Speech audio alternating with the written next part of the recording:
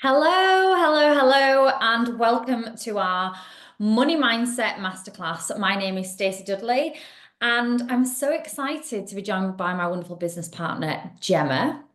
We are the founders. Well, I'm the founder. I don't never know what to say on that little bit. It's like it's like a really weird line, isn't it? Anyway, welcome to the Clarity Circle. That's who we are. A little bit of all that, a little bit of craziness for you this morning, this afternoon, or this evening, wherever you're catching this.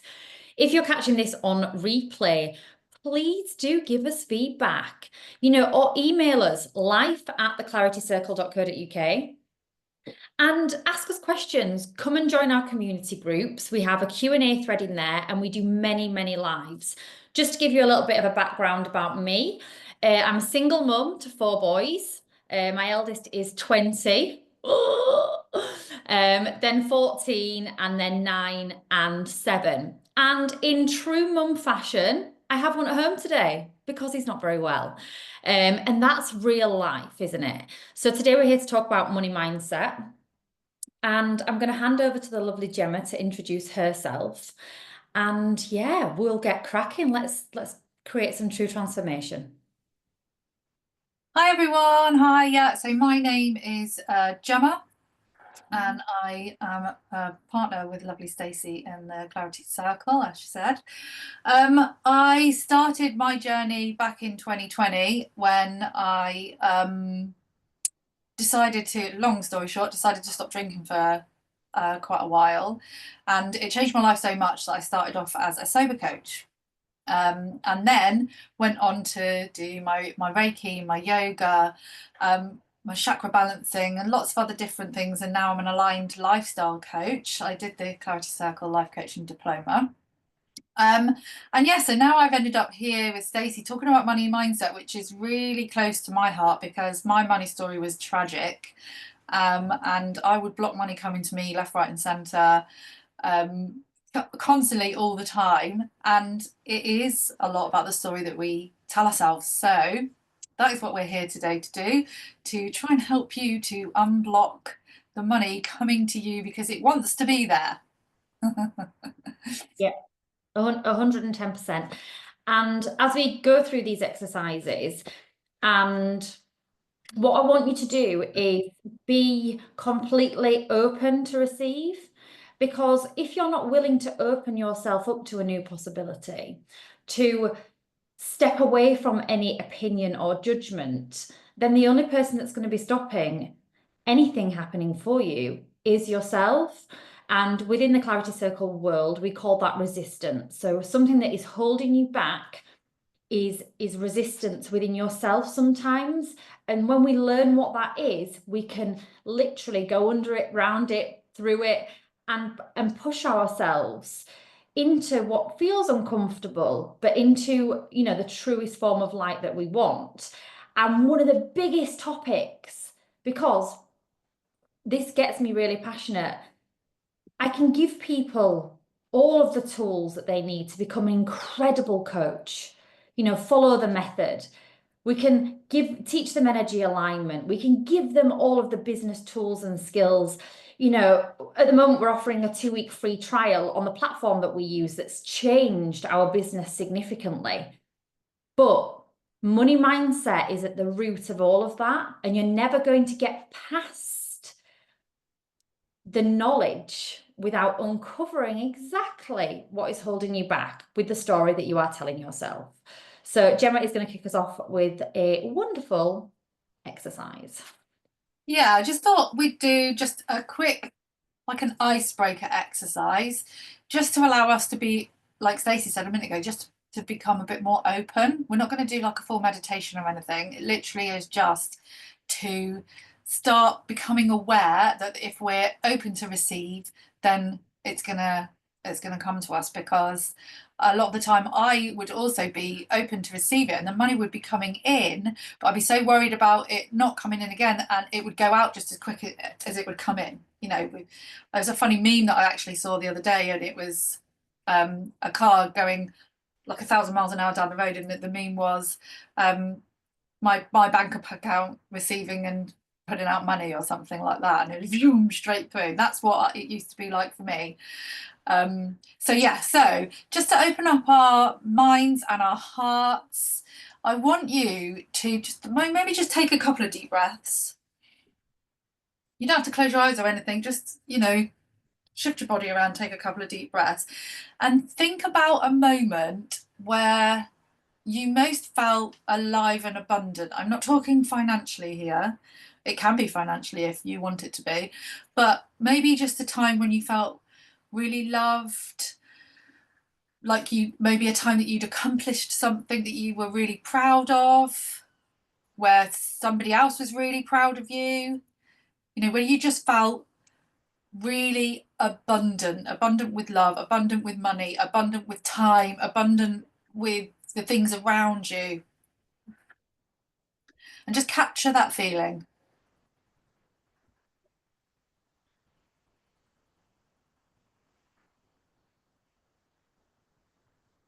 And now, if you've got a pen and paper, which I assume you will have coming to a masterclass, just write down one word that describes that feeling.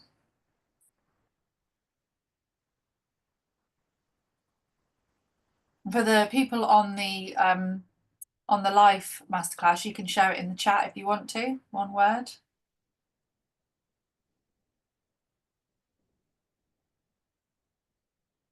And then let's bring the energy of that feeling of abundance into this space. Throughout this masterclass now, just keep that feeling with you.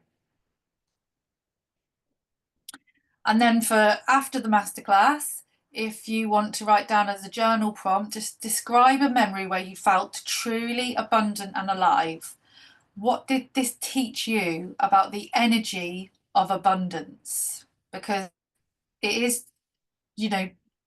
being abundant with money, time, love is all exactly the same energy. So we can block our love energy, and we can block our time energy, and we can block our money energy. It's the same energy, you just have to capture that same feeling. And I'm trying really hard not to cry. I always do this to you with these. I know, because, often when we do our masterclasses or I'm delivering, I don't often get the opportunity to think about that question that you just asked. And I did. And obviously, in true Stacey fashion, I wrote down the answer to that. And it actually took me back to a time last year where I took my children to Lapland, to Finland, to visit Santa Claus, Father Christmas, whatever you call him.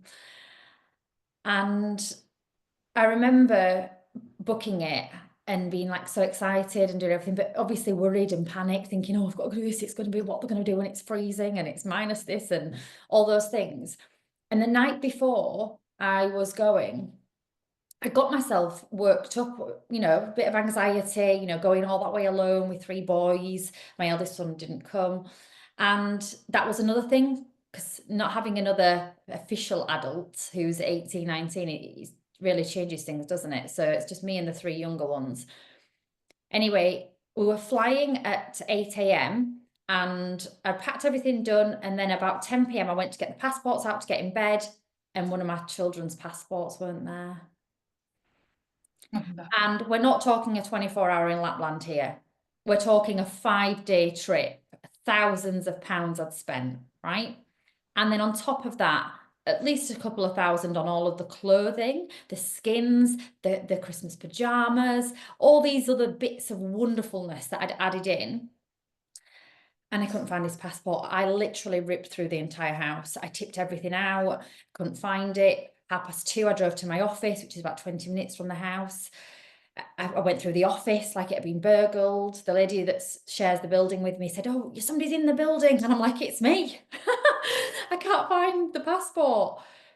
And I remember getting back home, and it was really cold and freezing, and it was windy and rainy. And I'd said to Todd, lock the door. And anyway, I was waiting outside the door to get back in. I was like, let me back in. You've put the chain on. I can't use the key.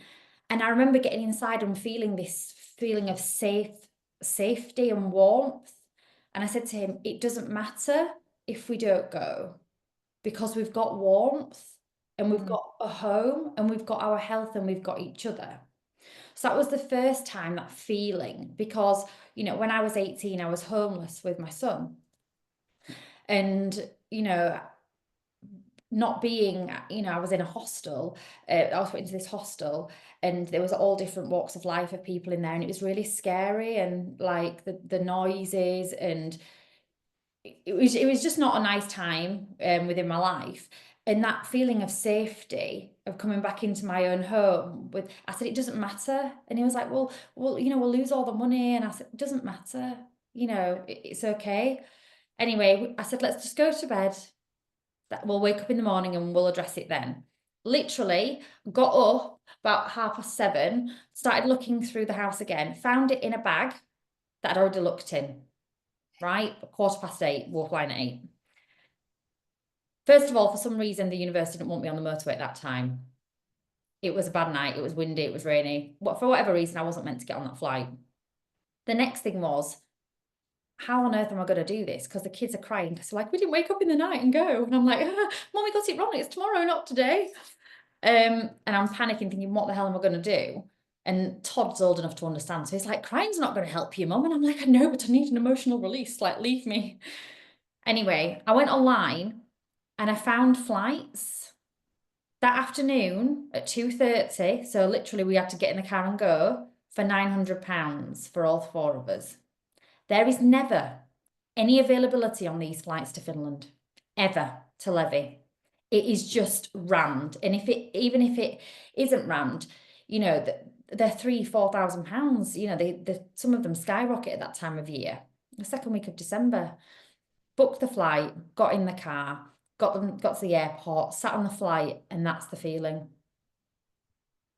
And I've wrote down, I cried, I was happy. It was a sense of, I can't believe that I've done this, from building my coaching business. Who has a spare £900? I don't know. I did. I had thousands of pounds from my coaching business. And to be able to do that, to overcome a hurdle, was just so powerful. But it came back to not feeling good enough. And that was the first time I genuinely felt, I'm good enough. I've done this.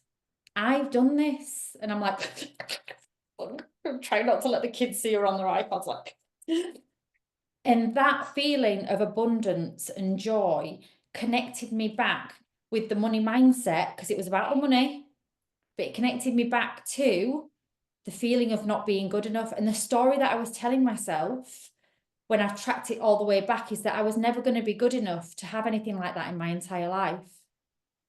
And it was like something had been lifted, the realization of understanding the reason why I've been not allowing myself to be truly abundant is because underneath I still really thought I wasn't good enough. So thanks for that, Gemma. Yeah, yeah. I mean, I was mine straight away went to taking my kids to Florida a couple of years ago, and it was because I'd come into some money from when my dad had died. I'd saved, but I put it into like premium bonds, and I thought, oh, you know, my dad would want me to be really careful with this money because I've never got money like that. I've never had that much money. But ever since my kids were little, and I was a single mum to my two oldest kids, before I met my husband and had my other two, we didn't have anything, and I had to go to the car boot sales from September onwards to get them the Christmas presents. And my little boy used to say to me, do you remember when we used to play olden days, Mum? And it's because I couldn't afford electric, so I used to light candles and we'd put shawls on and we'd pretend that we were in the olden days and stuff. And I promised them, we used to say, like, on the telly, and I promised them I'd take them to Disney World. I promised them. And they got to, so I'd got this money in this premium bonds, and I just thought, fuck it. And I spent 20 grand on taking all six of us to Disney World. It pretty much cleared it out, you know, there wasn't much left after that. And I thought, but we only live once, and I promised those little kids I would take them to Disney World. And they were Freddie was doing his GCSEs. So they were 18 and 16 when I took them, and my little ones, but I took them. Yeah. And I'll just remember that feeling of being that single mum and telling them with absolutely no intention of ever taking them to Disney World, because I couldn't even afford to take them to a caravan site, to actually getting on that plane and sitting there and going, I'm taking, even though they were big and horrible and like we had our arguments and stuff when we were over there, I took those two little kids and I did what I said I was going to do. Yeah. It's Yeah. honestly, it is when you align yourself with different things. I'm just going to read a statement now. Imagine being in complete alignment with your money goals, feeling at peace, and knowing that you are deserving and capable of limitless wealth. We'll work with 3 potent tools: powerful internal spending, intentional internal spending, reframing financial stress into opportunity, and using visualization to monetize abundance into your life. Okay? This is so powerful when you start to understand the different aspects of money, how it makes you feel, where you're spending it, where you're receiving it, and how you're managing the boundaries within it. Yeah? Okay, so let's transform the financial stress into. But before we get into that, we're going to go over to Gemma, who is going to talk about high vibe. High vibe.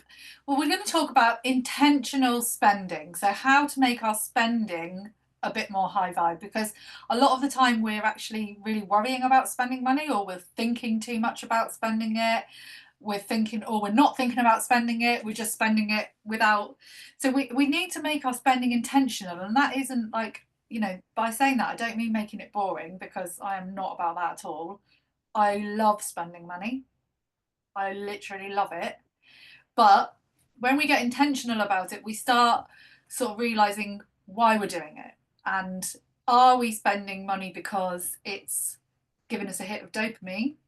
Or are we spending money because it's something that we actually need or want? Because a lot of the things, if I go and look in my room and my cupboard and stuff, I'm thinking, I don't know what I bought that for. So it's just about bringing purpose and power into every financial decision that we make, so that we're not just willy-nilly spending and then getting really, really stressed about it afterwards. We often spend unconsciously. So it's about connecting with these purchases and our values as well, and aligning ourselves with not just what we're spending, but where and who on. Are we, you often hear people saying that they buy people and things like that. Is it a transaction that we need to be making, or is it for an emotional effect? Because every single pound that we spent needs to be reflected with our deepest dreams and goals. Because if our dream and goal is to have, say, £100,000 in the bank, but every time we get any money and we're spending it, we're not going to get that £100,000 in the bank. But it also doesn't mean to say that we have to be saving every penny that we get, because obviously I'm all about you only live once and you never know what tomorrow's going to bring and all that kind of thing. So it's about, with everything else, finding balance. So what I want you to just do now is think about one area where you spend unconsciously.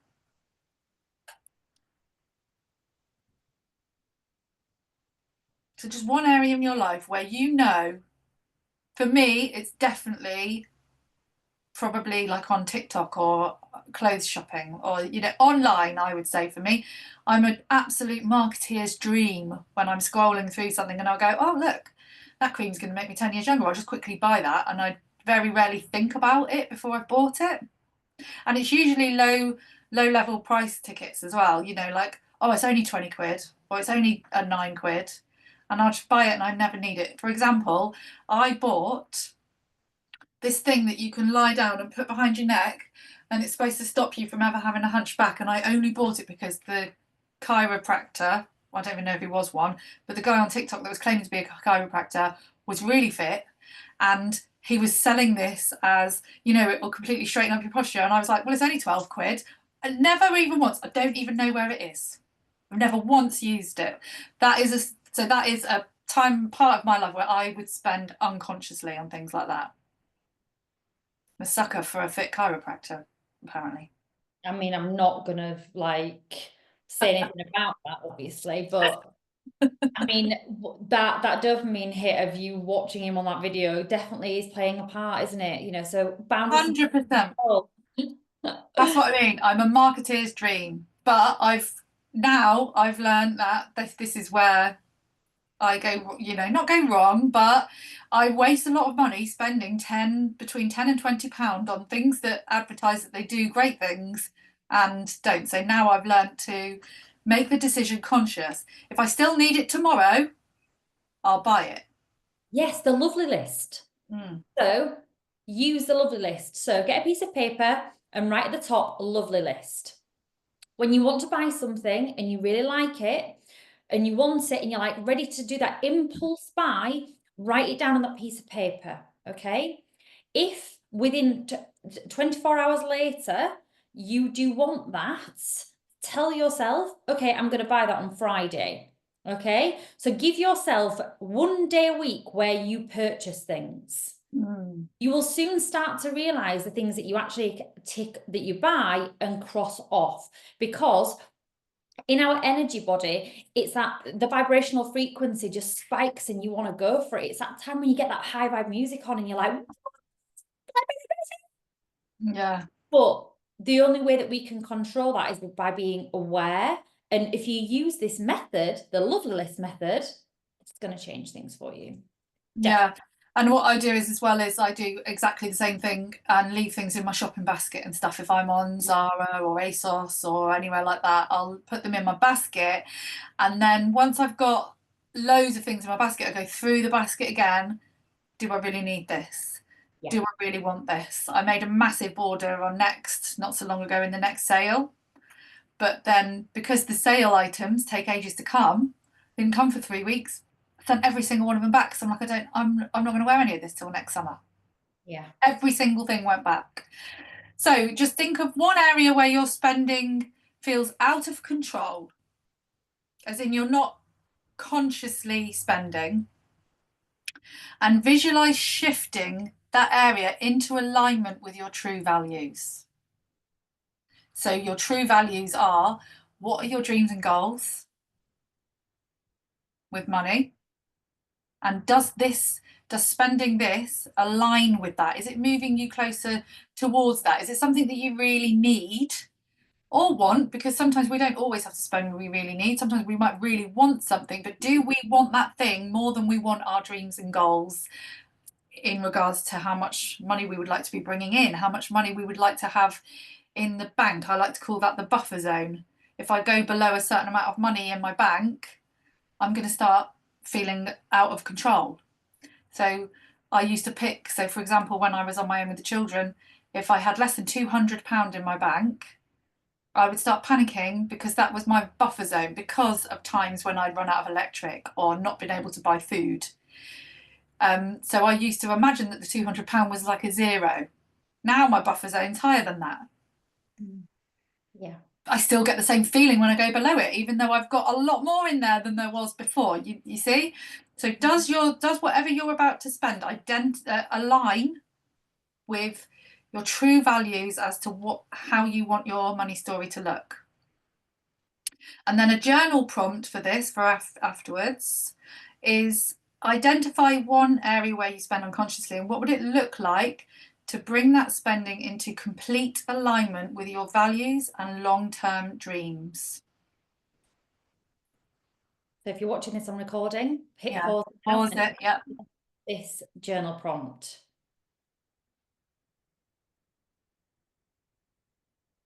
Do you want to say it again, Jem? Identify one area where you spend unconsciously. What would it look like to bring that spending into complete alignment with your values and long-term dreams? I like that one. Yeah. Okay. So we're going to move on to financial worry now. So we've covered, the high vibe, intentional spending, where we're, unconscious to that fact and blurring ourselves in there. But what about genuine financial worry?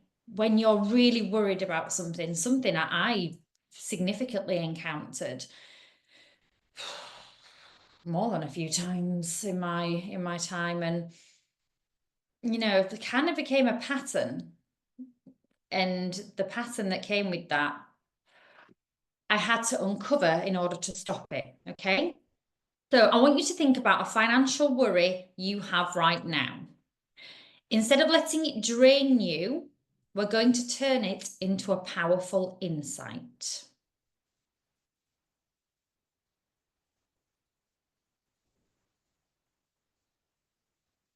So get your pen and paper.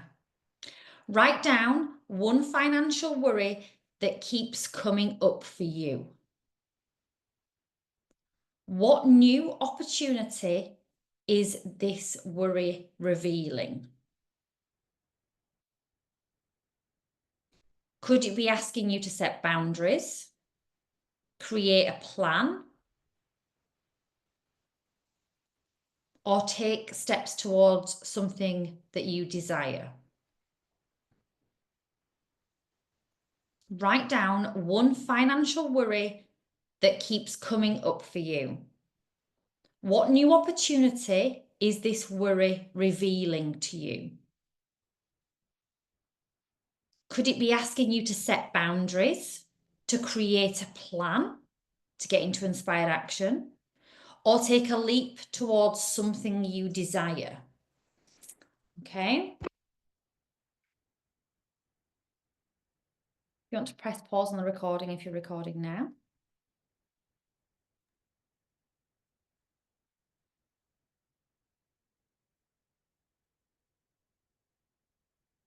Financial stress and worry is an opportunity for you to carve out a new path.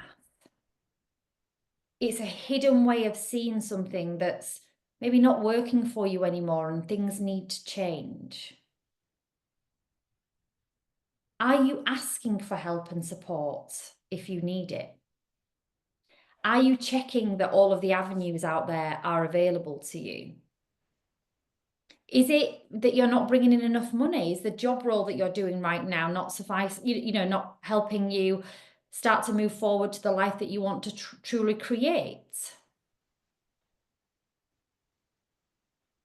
Is it your lifestyle that you're living? Does it not align with, the financial situation that you're in right now?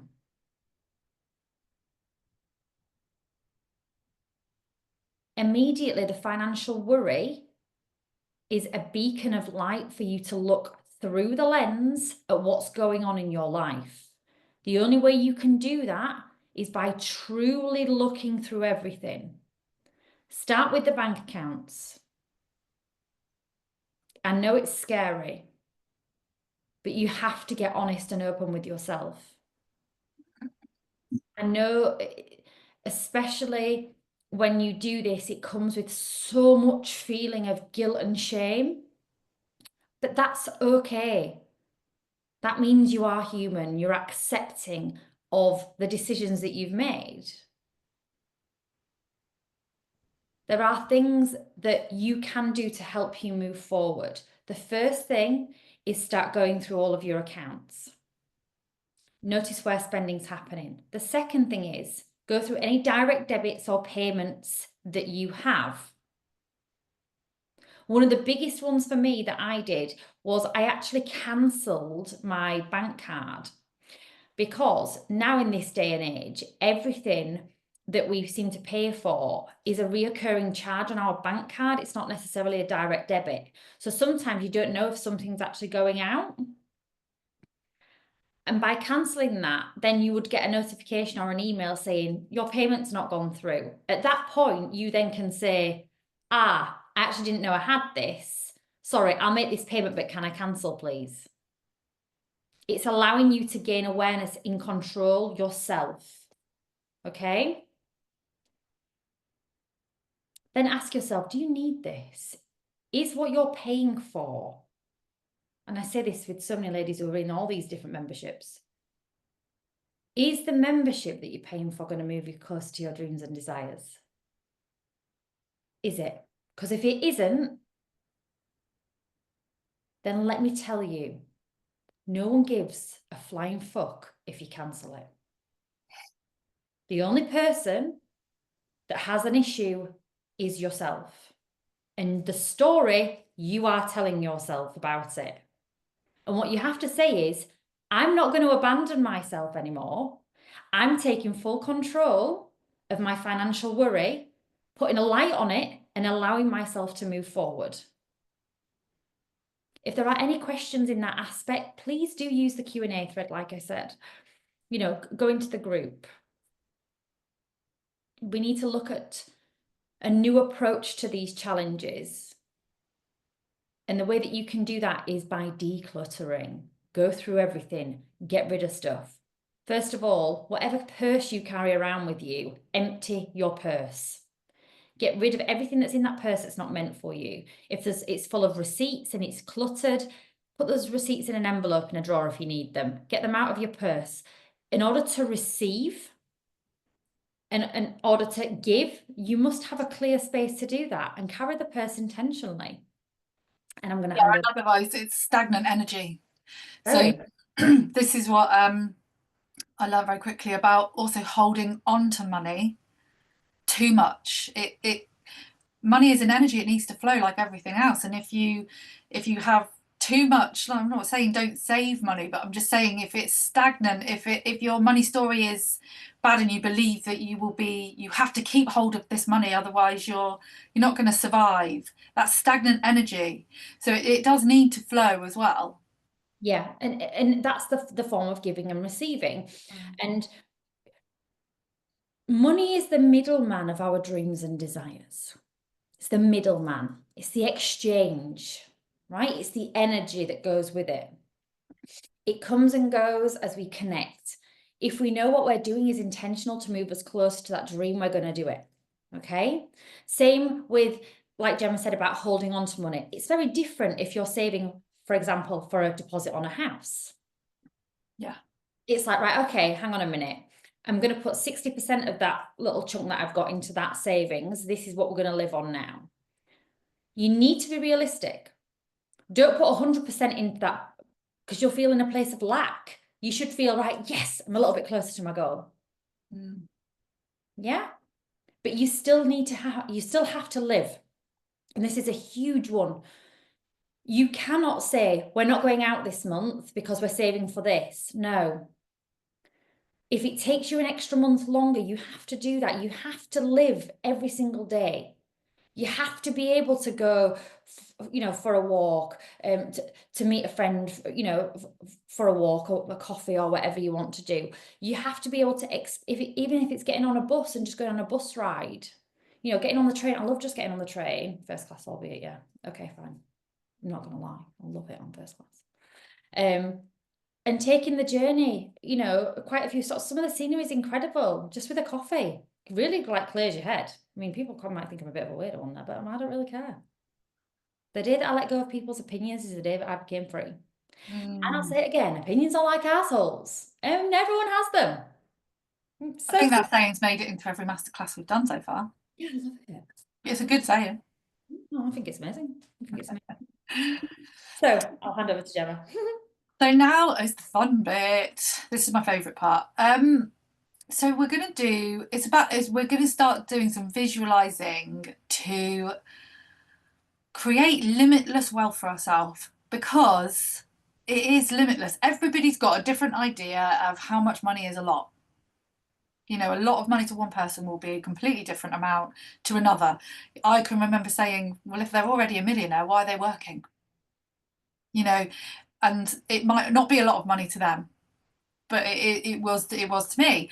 And it's about realizing that, like we've just said, money is just an energy. It's an energetic exchange, and every single one of us is capable of having limitless wealth, whatever that means to us.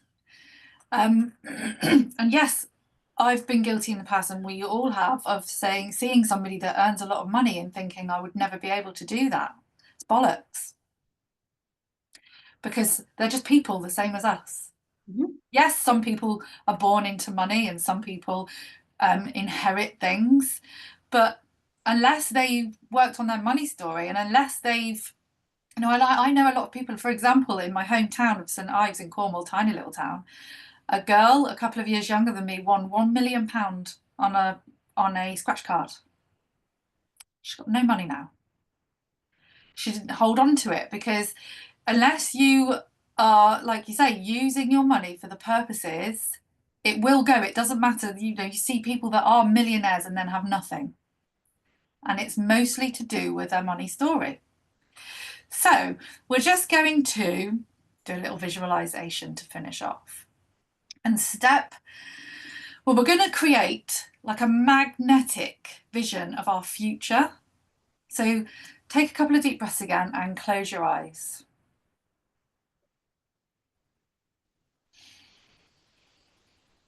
And just imagine yourself in a life where you are fully aligned with financial abundance. You've got everything that you have ever dreamed of. Nothing's got in your way, it's there. You can see yourself making choices from a place of empowerment. You're watching money flow to you with ease.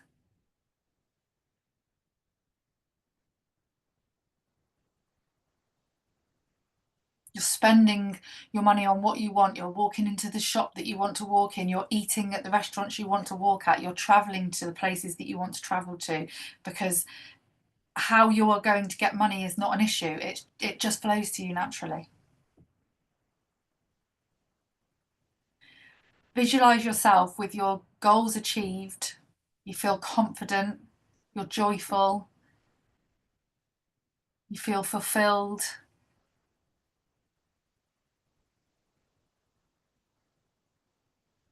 Stay in this energy and let it just fill you up. You can feel it with every cell in your body is aligned with this vision.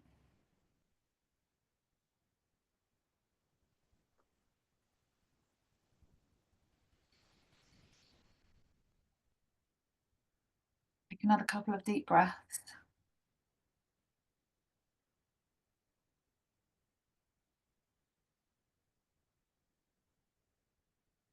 And then as you come back to the room, stay in this energy and use this journal prompt. You can pause the recording if you're watching it on recording. Write down what you saw and felt in this vision of abundance. And then when you've written that down, write down what specific actions that you can take today, and they don't have to be massive actions, any small steps that you can start taking today to bring that vision into reality. Because it doesn't matter how big these steps are or how fast you move, as long as you're moving forward, and some days we might stay the same and some days we might have to go back a bit, but as long as we keep on moving forward, we will achieve what we want to achieve.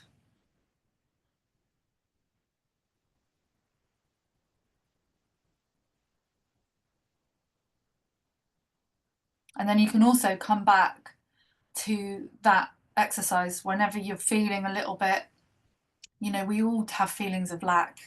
And a lot of the time it's a story that we've learned from very early on in our childhood. I know for me it was. There was always a lack of money. It was always, we can't afford that. And I do hear myself saying it to my children sometimes. I can't afford that at the moment. But now I try and trip myself up straight away and reframe it. Yeah. We're not having that right now. We're working towards it. Yeah, or you know, it's not necessary. We don't need Yeah. it right now. Yeah. You might want it, but we don't need it right now, so it's not necessary. And it's very easy to do that when you learn the power of the correct language that you should be saying. Mm-hmm. Should. And yeah, you should actually. I'll use the should stick out there. And what we've touched on today is the tip of the iceberg of starting to understand how different aspects of money mindset can affect you. You know, what Gemma asked, you know, the powerful question of what steps can you take to move forward? What are you going to do to start that vision? What I would say to you is the first thing is to acknowledge that something's going on for you. The second thing is declutter. Get rid of that stagnant energy and start to become aware. And the third thing is really to start to understand all of you and the money stories that's happened. And when we get true transformation, we have to work at it. You can't just come onto this masterclass and think that you're going to be, you know, a money magnet after this masterclass. We can give you these tools. It's what you do with them after. It's the power, it's the energy, it's the willing to take action on those steps to move you forward. And we want you to do well. You know, your success is our success, and that's what's important. So there's enough money in the world for everybody that wants abundance to have it. Yeah. And I want to give you another journal prompt just as a sneak peek into the workbook that we use that assisted us on our journey. So, what is one belief about money you learnt growing up? How has this belief impacted your financial life? And how can you begin to rewrite it? Now, you might not understand all of that sentence, but don't worry, we have got you covered. Gemma jumped a little bit ahead there in front of me. Sorry. Told my little line that I was going to say about, you know, Sorry. not being able to afford it as a child, but I got excited. you're right. You are right, aren't you? Like, they are the stories that we got told, and because we are little sponges in the ages of 0 to 7, and we run from our energy blueprint, from our subconscious mind 95% of the time. So if you want to go deeper and you want to take this to the next step, then we have an amazing Money Stories workbook, which will allow you to go through those steps. But you have to also do the work. Don't be a Gemma and just order it and not do anything with it. Obviously I'm joking. But, you know, this is truly important for the life that you want to create for yourself. You can create the life that you truly desire. Abundance is everywhere. The only thing that is stopping you is yourself. So our Money Stories booklet is £5. You can grab it in our TikTok shop. TikTok shop. Yeah, Linktree shop. I'll link the link below. There's that many little shops going on right now. I'll hit the link. It gives you a little description of what it is, how many pages it is, and how much it is. It's £5. It's £5. If you are wanting to dig a lot deeper than that, we do have our Abundance Money Mindset Life Coach certification. Our Abundance certification is available now. It is on our Linktree link. It is an incredible course. It really does not only give you the power of everything, it allows you to do it for others as well, giving you the full scripts, guiding you through how to be a professional money mindset life coach. So thank you for joining us. Please catch our next free masterclasses. We love these, and we'll see you again soon. Bye, everyone. Thank you.